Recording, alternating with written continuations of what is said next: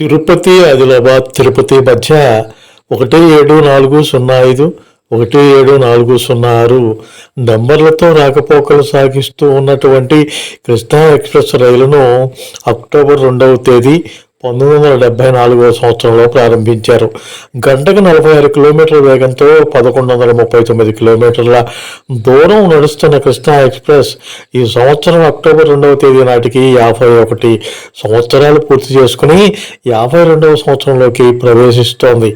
తిరుపతిలో ఉదయం 5:45 గంటలకు బయలుదేరే కృష్ణా ఎక్స్ప్రెస్ మరుసటి రోజు ఉదయం 6 గంటల 15 నిమిషాలకు ఆదిలాబాద్కు చేరుకుంటుంది. ఆదిలాబాద్లో ఉదయం 9:05 బయలుదేరే ఈ రైలు ఆ మరుసటి రోజు తిరుపతికి ఉదయం 9:10 చేరుతుంది. ఈ రైలు వేగం పెరగాలి, ప్రయాణికులకు విసుగు పుట్టిస్తున్న రైలు ఆలస్యాన్ని నియంత్రించాలి.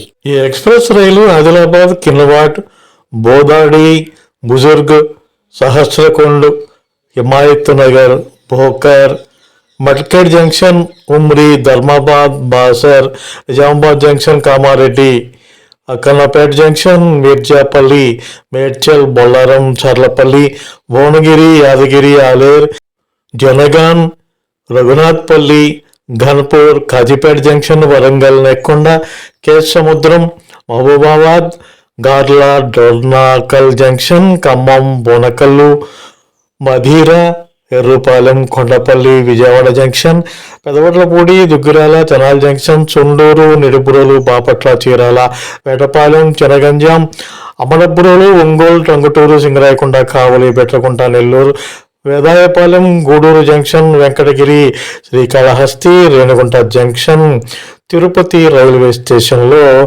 ఆగుతుంది. ప్రతిరోజు కృష్ణా ఎక్స్ప్రెస్ రైలు సౌకర్యం ప్రయాణికులకు అందుబాటులో ఉంది. రిజర్వేషన్ బోగీల్లో సైతం మరుగుదొడ్లు కంపు కొడుతున్నాయి. దూర ప్రయాణం చేసే ప్రయాణికులు ఈ దుర్వాసనను భరించలేకపోతున్నారు.